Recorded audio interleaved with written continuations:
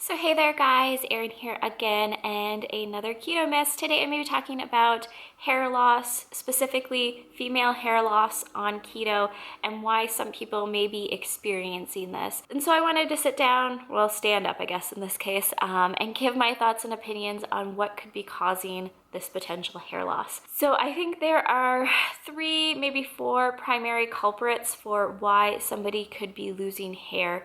And the first one is hormonal, the second one is immune, the third is deficiency in crucial vitamins and minerals, and the last one is that they are being too calorically restrictive on their diet, meaning that they are not getting enough calories in, which is causing their body to go into kind of a fight or flight stress mode. The first one, hormones. When you lose weight, you start to release hormones that are stored in the fat that your body has been holding on to you. So in that fat, there's hormones and your body's been holding on to it. So as those fat cells open up and they release all their energy and they kind of shrink down, that estrogen, that testosterone that you've been holding on to can be released. And if you're a woman and you are holding weight in your abdominal area, that is the place that estrogen loves to be stored. And so if you are losing a lot of abdominal weight like I did, you can experience a lot of estrogen being released at one time, which will accumulate in your body, and so you will have higher estrogen levels. When you have higher estrogen levels, this can kind of wreak havoc on your body. It can cause things like fatigue, weight gain, or if you're trying to lose weight, your weight will stall, depression, and hair loss.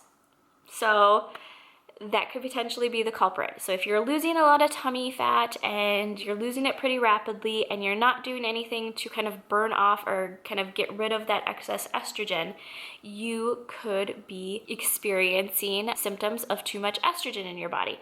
So how can you naturally get rid of estrogen? You can do it through diet. Broccoli, cauliflower, and mushrooms naturally help to reduce the estrogen levels in your body.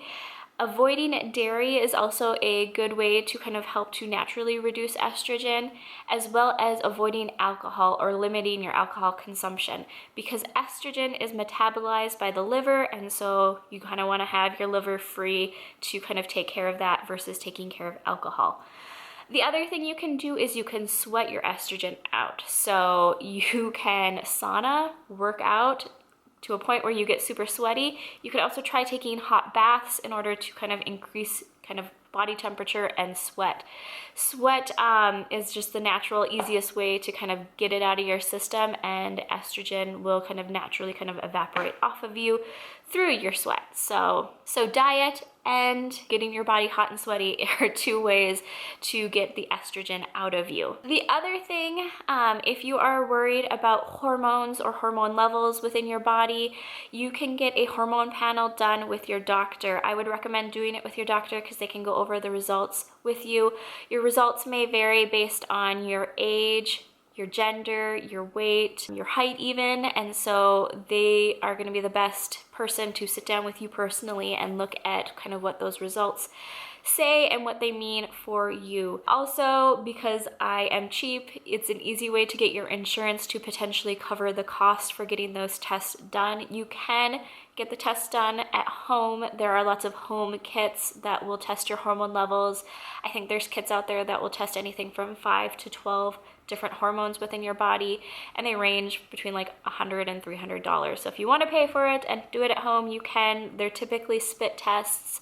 However, I think there are some blood and hair tests out there. So the other area that I'm going to touch on is your immune system. When your immune system is not functioning at its, best levels, it will start to kind of go into survival mode. It can kind of attack itself, and so you want to make sure you're doing everything to kind of keep your immune system in balance. One way to do that is making sure you're getting enough zinc. Zinc deficiency is common in people that have alopecia, which is hair loss, and so just making sure that your multivitamin has zinc in it is an easy way to get the recommended amount of zinc that you need per day. Another thing you can do is increase your vitamin D, or make sure that you're getting enough vitamin D. Easy way to get vitamin D is to go out into the sun for about 10-15 minutes. This will give you about 10,000 units of vitamin D, but if you're like me right now, in the northern hemisphere, it is incredibly cloudy, cold, and I probably won't see the sun for any real amount of time for the next, I don't know, 3-4 months. I will have to supplement my vitamin D in, and I can either do that through supplementation or I can try to get it in through my diet. The best sources for vitamin D in food tend to be fish, with mackerel, eel, swordfish, whitefish, and salmon being the highest. You can also get some vitamin D from things like mushrooms. So while you're trying to get out that estrogen, you can get some vitamin D in by eating mushrooms as well. The other thing that can help to boost your immune system, but also kind of help to take care of you, is increasing vitamin C, or making sure you're at least hitting your daily need for vitamin C. Vitamin C, it boosts your immune system. It also helps to fight off free radicals, or specifically oxygen-deprived free radicals, which can really wear down your body and kind of attack it. Vitamin C is pretty easy to get in on keto. You can get it from broccoli, Brussels sprouts, spinach, strawberries, and bell peppers on keto. Specifically, red bell peppers have more, but if you have about 2 cups of spinach per day, that is about 120% of your daily needs for vitamin C. So the other thing that could be a potential kind of mineral deficiency problem is iron. If you are anemic, you will start losing hair. So if you are a woman between the ages of like 15 or whenever you get your period to about 50 whenever you stop your period, basically if you're a girl who's menstruating, every 28 to 33 days, you're losing a lot of blood, meaning you're losing a lot of iron, and if you're not supplementing it in there, or you're not making sure that you're getting enough in there to replenish what you lost, you could become anemic, which is very scary. As somebody who has been anemic, I can attest to the fact that I lost a significant amount of hair, and I was just very sick at that point in time. So iron is very, very important. You can get it into your diet through things like eggs, chicken, avocados have iron, beef, and nuts. Some nuts have iron too. So very easy to kind of sneak in there on keto and making sure that you are just replenishing what you're losing every month. If you're a dude or if you're a lady that doesn't have your period anymore, you don't really have to think about it, because you will probably get enough just based on eating, a little bit of meat or eating good green leafy vegetables regularly. You're probably completely fine. It's just the people that are losing blood every month that kind of need to worry about it. The other thing that you could be imbalanced or not have imbalanced is your omega-3s. I've talked about this a lot. There are so many benefits to having your omegas imbalanced, and I could do an entire video about it. If you guys want me to, comment below and I'd be more than happy to. Just to kind of touch on omegas and hair loss, there was a study in 2015 done by the Journal of Cosmetic Dermatology where they found that in 200 women, they studied them, they were all experiencing hair loss or hair thinning of some sort, and they only had them increase their omega-3s. And by simply increasing their omega-3s, 90% of the women experienced no more hair loss. They found that their hair was regrowing, and they found that it was becoming thicker than it was before. So simply just as it relates to hair loss, omega-3s, pretty awesome. The last thing that you kind of want to make sure is in check is your kind of B-complex vitamins, and this includes things like biotin. You can easily add biotin into your diet through supplementation, or you can help your body to encourage naturally making it by making sure you're getting enough B5.